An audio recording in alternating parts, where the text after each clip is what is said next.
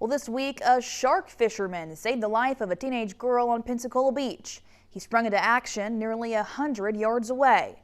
He used his fishing drone to drop a flotation device into the water. One witness described it as a true act of humanity. Thursday afternoon, Pensacola shark fisherman Andrew Smith had just clocked out of work when he reluctantly decided to head to Pensacola Beach to go fishing. And I wasn't even going to go out, and then my friend convinced me to go. But he did. 10 minutes later, panic broke out. I was sitting there, and this girl came running asking if anybody could swim, and I said, no, I absolutely cannot swim.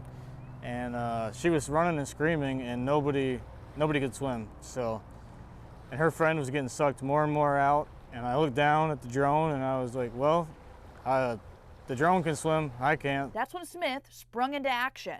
I ran up and grabbed one of them and ran back down to the drone, and I flew it out, and it was a terrible miss. I released it too early. It was really windy.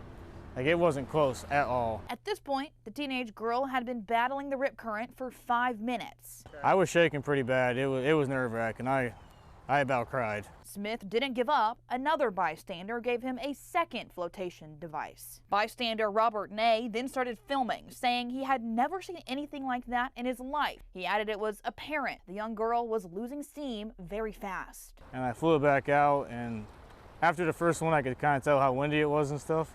So then I lowered it down, and he had to kind of go slower and slower down to her because that was it. That was the last opportunity we were going to have. In his second drop, the mission was successful. I lowered it until you could see her hands grab it, and then I lowered it a little more and I released it, and then she climbed on and started like floating. It took another 5 minutes after Smith dropped the device for first responders to make it on scene. If it wasn't for that second drop, she wouldn't have made it. The EMS said she wouldn't have made it, the cops and the lifeguards. The girl was checked out by a medical team and sent home with a clean bill of health. It happened around 7 p.m. just before Fort Pickens in the 21C section of Pensacola Beach. Lifeguards are not set to patrol the beach until after Memorial Day. Smith said if the group of girls were further down the beach into Fort Pickens, he wouldn't have been able to rescue her. Fort Pickens is a no-fly zone for drones, and Smith medically cannot swim. Most people, when they shark fish, they kayak baits out, and I have a seizure disorder. It's not safe for me to kayak at all.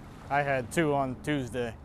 So I've had to use drone for like the last year, and I had a mess up with the drone like a month ago, and I just got that drone back on Monday. So I just got the drone. Ney calls Smith a true hero. The teenager's father said he is much more. He talked to me for like 5 minutes, called me his guardian angel and thanking me and stuff.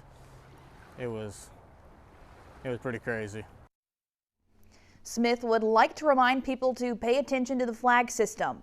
Thursday, there was a single red flag flying. He says he sees dozens of water rescues every weekend.